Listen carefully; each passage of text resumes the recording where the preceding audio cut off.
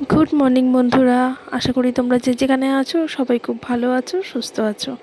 আমার একটি নতুন ব্লগে আপনাদের সকলকে স্বাগত জানাই।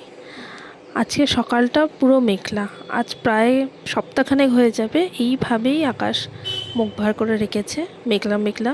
মনে হচ্ছে যেন এক্ষুনি বৃষ্টি নামবে।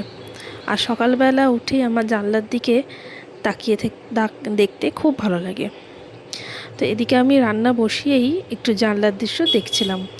সকালের টিফিনের যে একটু আলুর তরকারি ওটা হয়ে গেছে, আর এই আজকের সবার জন্য একটুখানি রুটি বানাচ্ছি।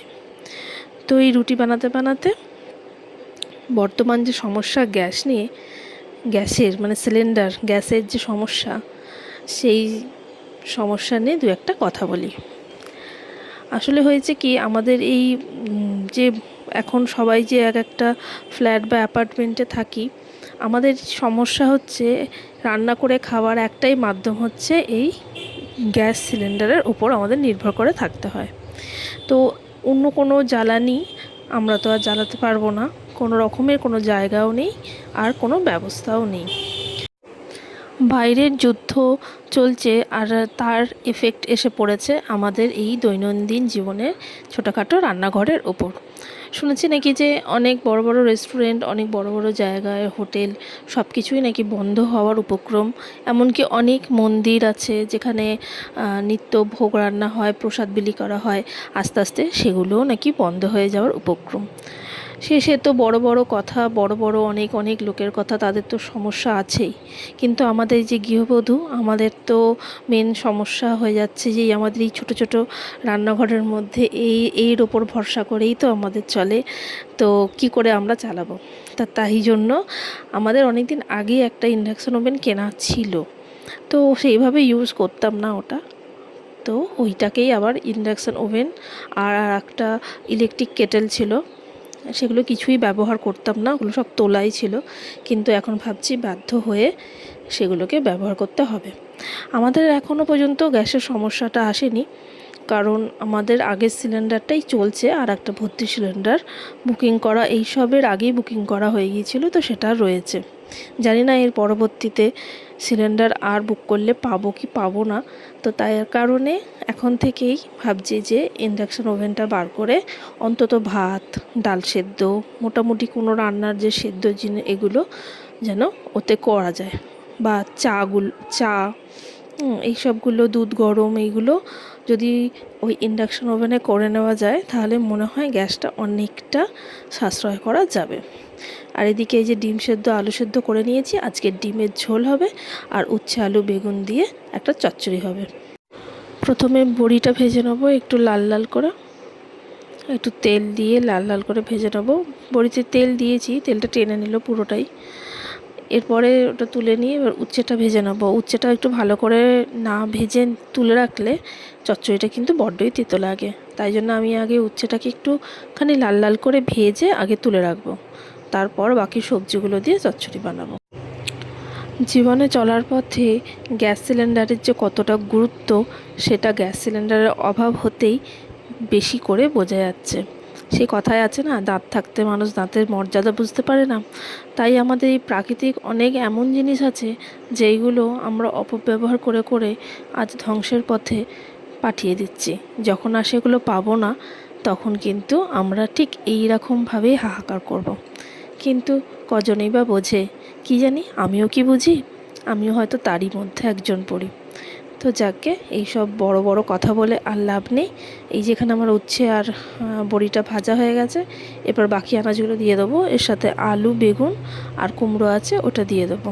দিয়ে আর ভাজা ভাজা করে নেব ভালো করে। হাঁড়ির জলটাও ওইদিকে ভরে গেছে, চলুন ইন্ডাকশানটা ওদিকে বের করে বসিয়ে দিই। আগে এখানে চচ্চড়িটা একটুখানি সামলে নিই, চচ্চড়িটা জল ঢেলে তারপর ওদিকে ভাতটা বসাতে যাব। সকালবেলা ভীষণই তাড়াহুড়ো থাকে, মোটামুটি আমি আগে রান্নাটাই সেরে নিই। ঘুম থেকে উঠে রান্নাটা সেরে নিয়ে তারপর আমি বাসি কাজে সব হাত দিয়ে আস্তে আস্তে ঘর পরিষ্কার করা, বিছনা পরিষ্কার করা, সব কিছুই আস্তে আস্তে করি। তো এই যে শুধুমাত্র নুন আর হলুদ দিয়ে একটু ভাজা ভাজা করেই কিন্তু আমি জল ঢেলে দিলাম। জলটা একটু অল্প লাগছে, আর একটু দিয়ে দিই, কারণ হচ্ছে বড়ি আছে, শুধু উচ্ছে হলে এতেই হয়ে যেত। বড়িতে আবার একটু জলটা টানবে, নাহলে বড়িগুলো ভিজবে না। তো এই তো এবার বড়ি আর করলাটা দিয়ে, মানে উচ্ছে দিয়ে চাপা দিয়ে দেবো। জানেন তো, সকালে এই যে তাড়াহুড়ো করে রান্না করি বা সময় মতন রান্না করে উঠতে পারি, তার একটা বিশেষ কারণ হচ্ছে কি কি রান্না হবে আর কি মানে কত কি কাটা হবে, এগুলো সবই কিন্তু মা সন্ধ্যাবেলা কেটে রেখে দেয়। আর কি রান্না হবে না হবে আমাকে একাকে ডিসাইড করতে হয় না, যেটা সবার সমস্যা হয় যে কি রান্না হবে, এখন খেলাম তখন খাবো কি, এটা হয় না আমার। কারণ মা আর আমি মিলেই, মা বলে এটা করব ওটা করব এরম করে হয়ে যায়। মানে সেই পুরো দায়িত্বটা মাকে মাথা ঘামিয়ে বের করতে হয় না।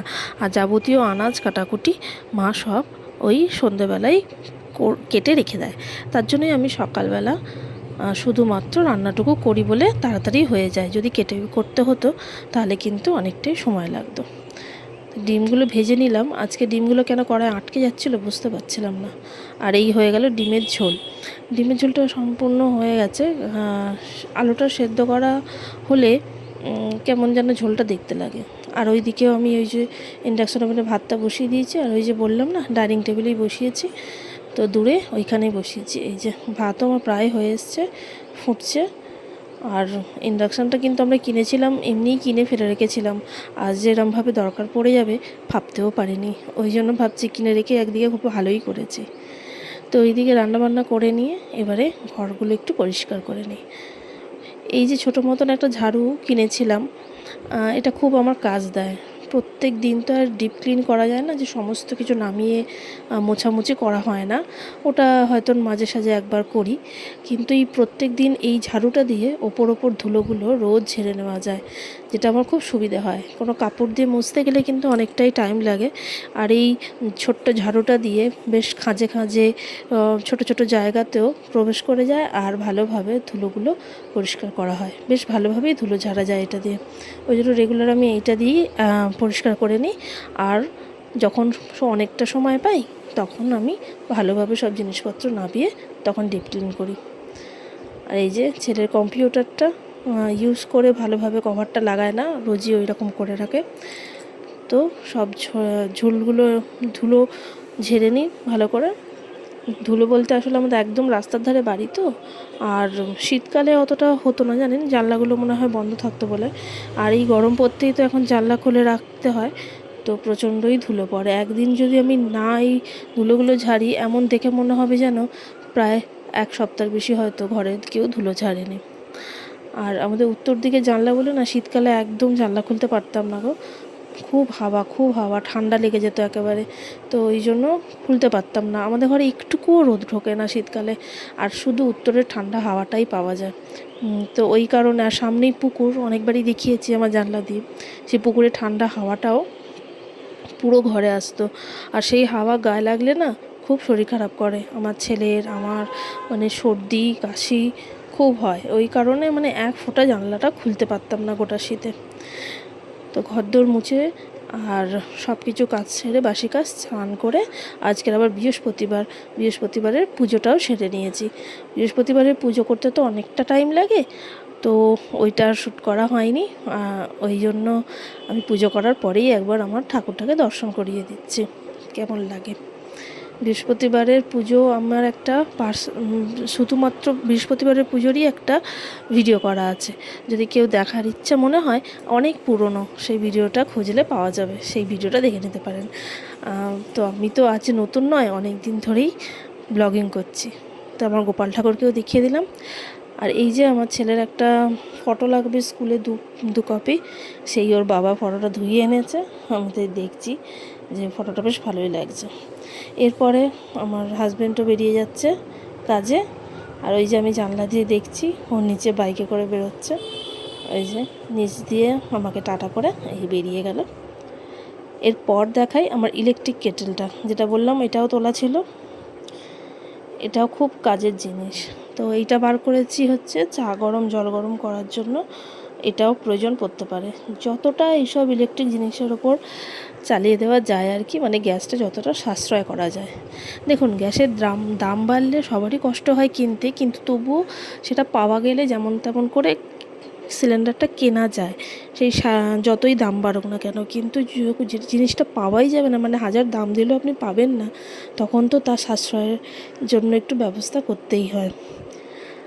তো খাওয়া দাওয়া হয়ে গেছে, খেয়ে দিয়ে আমি এবার এই সব জামা কাপড়গুলো তুললাম। এখন তো সকালেই দেখালাম ভালো রোদ ওঠে না, ওই জন্য ভালোভাবে শোকায়নি। তো নাইটির এই দুটো কোণগুলো শোকায়নি, তাই এই টেবিল ফ্যানটার মধ্যে এরমভাবে স্ট্যান্ড ফ্যানটার মধ্যে একটু মিলে রাখলাম, একটু হাওয়া খেলেই শুকিয়ে যাবে। তো এরপর আমি রেডি হয়ে জামা কাপড়গুলো গুছিয়ে রেডি হয়ে যাব ছেলেকে আনতে। ছেলে 4:30 স্কুল ছুটি হয়ে যাবে। এই যে আপাতত কিছুটা কাজ হলো, এরপর ছেলেকে নিয়ে এই যে আমি রেডি হয়ে গেছি। তাহলে চলুন আজ ব্লগটা এখানেই শেষ করছি, আবার দেখা হবে পরবর্তী কোনো ভিডিওতে। ততক্ষণে আপনারা সবাই ভালো থাকবেন, সুস্থ থাকবেন, আর আমার ব্লগের সঙ্গে থাকবেন। তাহলে আজকের মতন এটুকুই, টাটা। এখন ছেলেকে আনতে যাব, বাই।